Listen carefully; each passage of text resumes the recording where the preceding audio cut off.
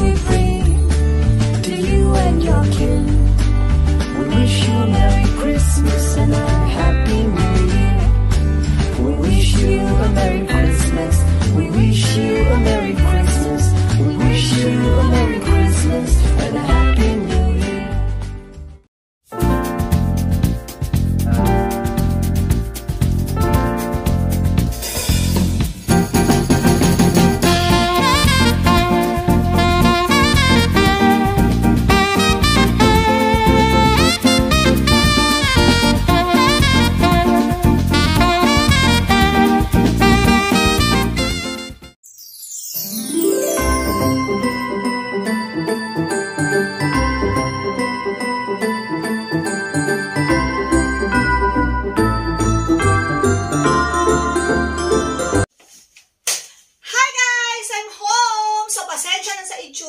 Nagdangarag pa ako. Kagagaling lang namin mamili sa Trinoma.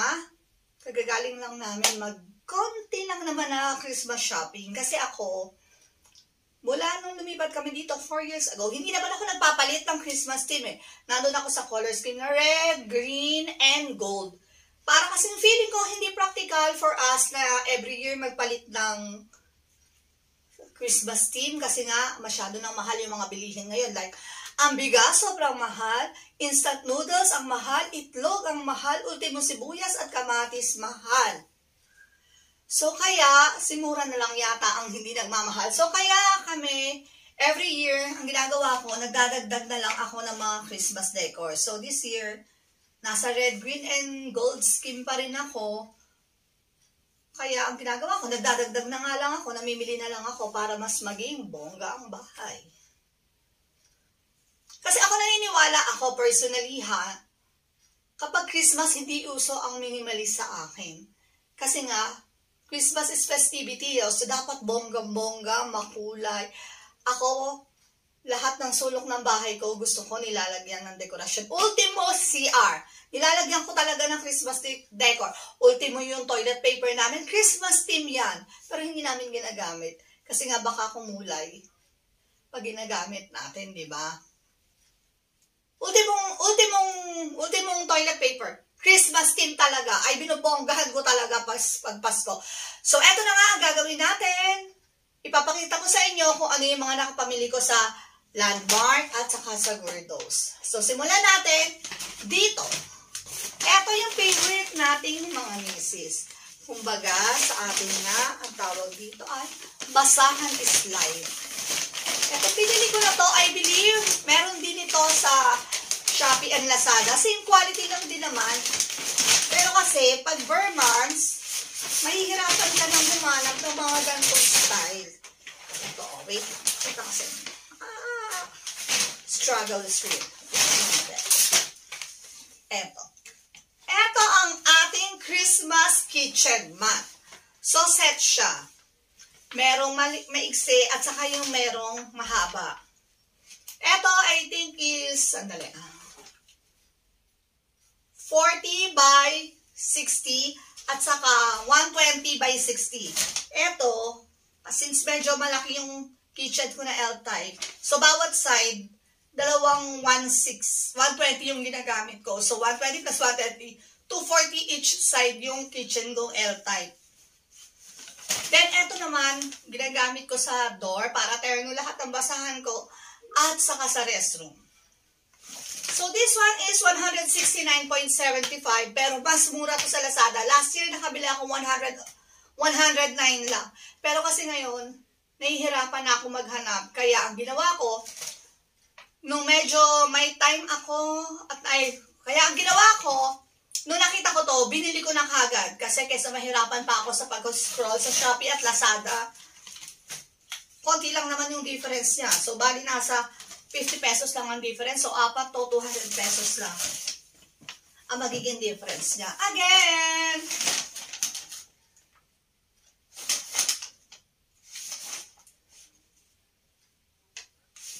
Again, 169.75 lang to. Christmas kitchen mat. So, balik ko muna ha. Next item natin ay ito.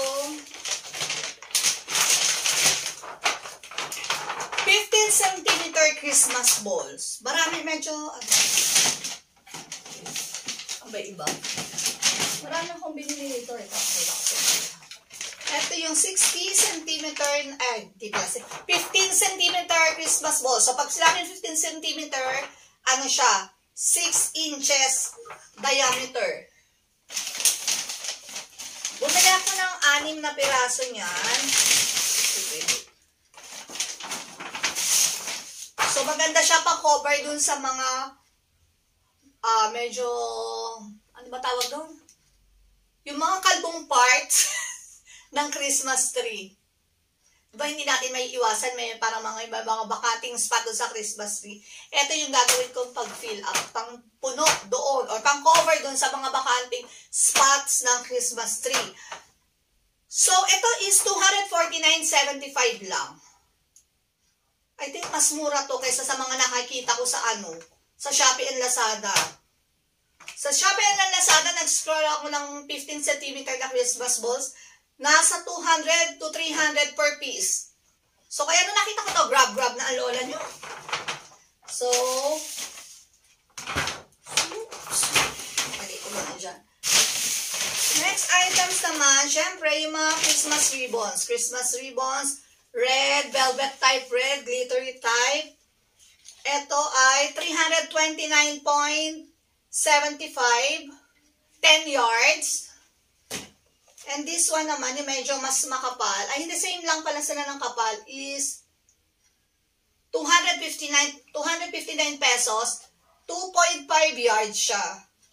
And then, ito, 199.75,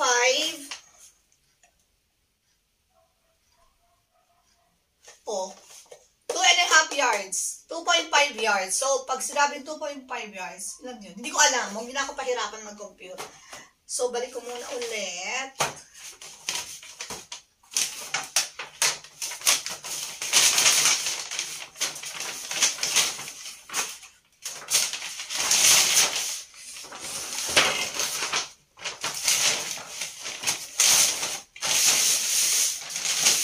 Ang next na binili ko naman sa Trinoma, ito hindi naman to Christmas related. Yung ganito. Organizer. Ito yung pwedeng pag-istahan ng mga chicken, pork, beef, fish sa refrigerator natin. So, this is fridge safe, BPA free, no paraben, no harsh chemicals. So, ito is 59.75 din sa 59.75 lang sa Landmark. So, bumili ako ng 1, 2, 3, 4, 5, 6 pieces. Talagyan ko to pag nag-i-stock ako ng chicken, pork, beef, fish sa aming freezer. Next item naman natin ay itong microfiber drying mat. So, pag naiipon kasi yung hugasin sa since wala na may ibang naghuhugas dito sa bahay, ako lang din naman, minsan, hindi ko na siya naasikaso. Pag naiipon, kulang yun doon sa tauban namin. So, that's sa dish dryer namin. Kulang yung space. So, bumili ako ng microfiber drying mat para yung mga iba, dito ko na lang ipapatong. So, 15 inches by 20 inches to. Syempre, red din kasi Christmas season. Ito ay 109.75 pesos lang. Next item! Sandali, babalik ko lang ha, kasi ayoko talaga ng magulo sa mundong ibabaw eh. Babalik ko muna siya. And then,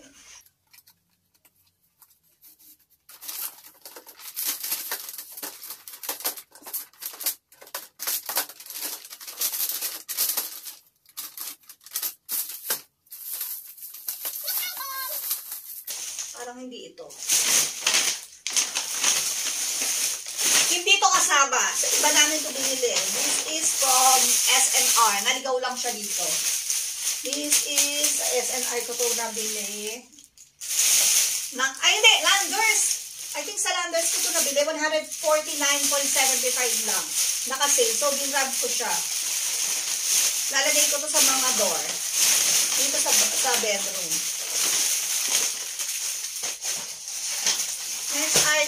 ito.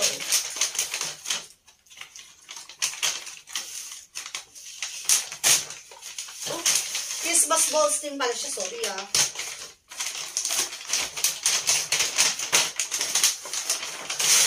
Ito naman, Christmas balls din. 10 cm naman siya. So, bali bumili ako ng 2 sets. Each set is 349 pesos lang. Sa Trinoma ko din nabili. Siyempre, alam nyo na, red is life. Saka pinipili ko yung glittery para pag natatamaan siya ng ilaw, mas maganda kasi nagre-reflect siya sa bahay. Ito. Then, next naman is yung mga pinamili ko sa dahil. Sabi natin, paano hindi masyado makalat. Ang kalat-kalat. Next naman yung mga pinamili ko sa Gurdos. Eto. Ay, hindi. Later. Next naman ay itong twigs. Hindi ko alam kung anong tawag dito eh. Sandali. O, tama. And next naman is itong twigs. Ay! Ang daming glitters! Glitters is life. So, pinili ko to. Gagawin kong Christmas tree topper. Kasi, kailangan nag-upgrade din naman tayo sa ating Christmas tree. So, 99 pesos to. Bumili ako ng 1, 2, 3, 4, 5 pieces lang kasi meron pa akong mga old twigs na ilalagay sa Christmas tree. Kaya, dapat, practical, hindi masyadong marami ang bibilhin. Baka hindi magamit. So, ibabalik ko muna. Pakakalat. Later na. Hindi ko na alam kung paano ito ibalik ko na yan.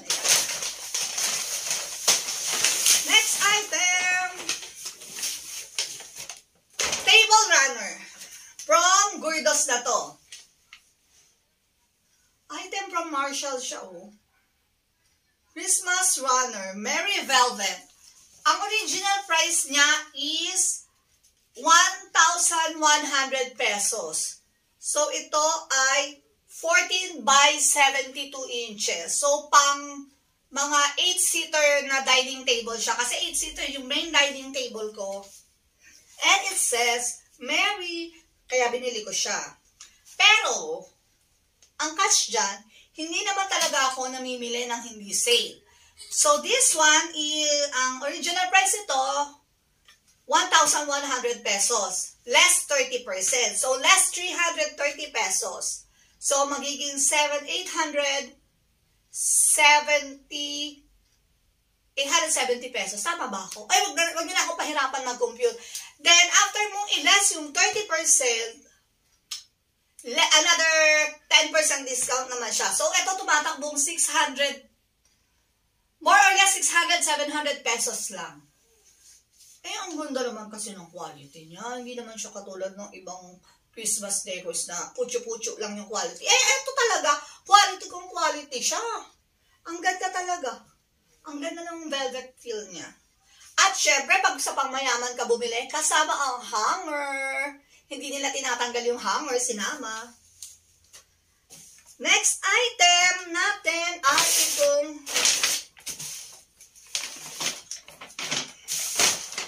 charger plate from Gurdos. So, bali, 2 sets ang binili kong charger plates. So, isang box, set of 4 siya. Ang original price nito is 650 pesos, less 20, and then pag na-less na yun, another 10%. So, more or less, nasa 400 pesos na lang to, kaya bumili ako ng 2 sets. So, 2 sets, bali, 8 pieces yan, all in all. Then, ang last item natin ay ang ating glass bowl chopper. Parang soup serving. Parang soup serving dish. Ganon. Basta pang soup siya. Hindi ko nabubuksan. Do you want me to open it ba, guys? Sige, open na natin. Pero struggle kasi mag-open. Tignan natin, ha? I-open ko na siya para maipakita ko sa inyo kung ano ang itsura niya. Kasi ako, kompleto naman yung gamit ko ng ganito sa bahay. Meron akong pinabili dati sa Dubai. Tapos eto na lang ang wala ako, pang soup. So para medyo, di ba, syala-syala kapag ka may handaan, may pasok ang lola mo. Pero actually, crab and corn soup lang yon or dido soup lang yon ng Knorr. Pag nilagay mo sa ganito, social na ang datingan niya. Madali lang, struggle.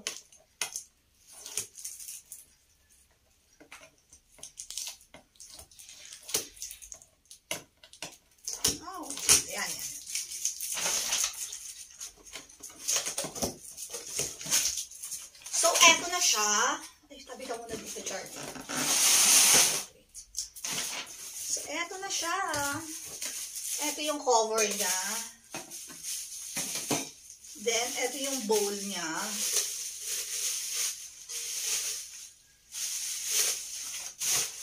Ito yung bowl niya.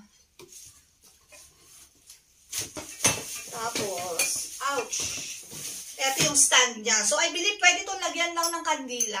Tea light lang. Para mapanatili yung warm ng soup. Para mapanatiling mainit yung soup. And then, ay, ang taray, meron siyang rubber dito sa paa para hindi delikado yung dining table na mabasag kapag medyo napalakas yung bagsak na. That's practical. Then, meron siyang suplado. Ito yung suplado. Di ba lakas siya makasosyal? So, papakita ko sa inyo. Sa setup natin.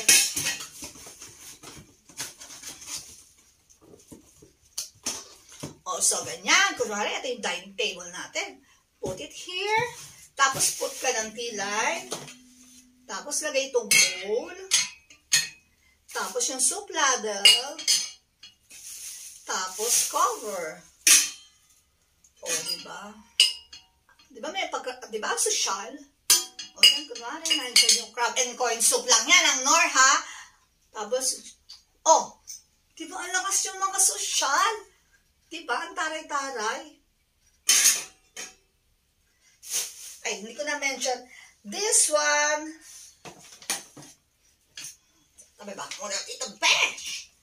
this one is 1,475 pesos less 20%. Then after ng 20% discount, another 10% discount. So nasa ano na lang to, hindi ko alam. Nasa 1,000 plus na lang. Kaya binili-bili ko na. So yun lang yung pinabili ko, guys. At hope nag-enjoy kayo sa video. So don't forget to comment, like, and subscribe. Pakisuportahan naman ako dahil bago yung channel ko. And don't forget to hit the notification bell para lagi kayong updated every time na may new uploads ako. That's all for today. Bye! Thank you for watching. Merry Christmas, everybody! Patabi ko na to, ha? Para hindi tayo makalat. Kasi, pagkatapos nito, ayusin ko pa yung labada ko. Napakarami ko pang labada. So, habang nasa school si Kulit, tapos, si husband nasa office, ako, sinamantala ko na maglaba at maglinis dito sa bahay. Kasi napakarami ko talagang gawain. Hindi matapos-tapos. Then, magluluto pa ako ng lunch namin kasi, magluluto pa ako ng dinner namin. So, yun. Daming gawain, responsibility ng isang nanay.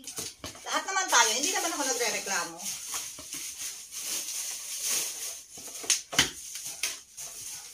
Pero parang ganun na rin. Minsan, nakakapagod din naman, pero okay lang kasi ginagawa mo naman yun para sa, ginagawa naman natin yun para sa mga taong mahal natin. So, yung pagod na yan is temporary lang.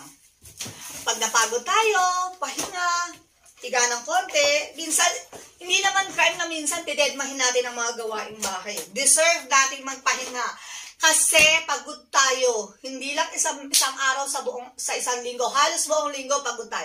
Nag-aasikaso ng asawa, nag-aasikaso ng anak sa pag-aaral nila, tapos nag-aasikaso ng buong bahay, laba, plansya, tupi ng damit, linis ng bahay. Tayong mga nanay, deserve natin magpahinga. Once in a while, hindi krimen. It's not a crime na dedmahin natin ang mga gawaing bahay. Okay, guys? Deserve natin yun. Deserve natin magpahinga. And deserve natin na minsan pamperin din natin yung sarili natin. Deserve natin. Kasi pinaghirapan din naman natin yun. That's all. That's all for today, guys. Thank you. At may pa-words of wisdom pa tayo, diba? Thank you for watching. Bye!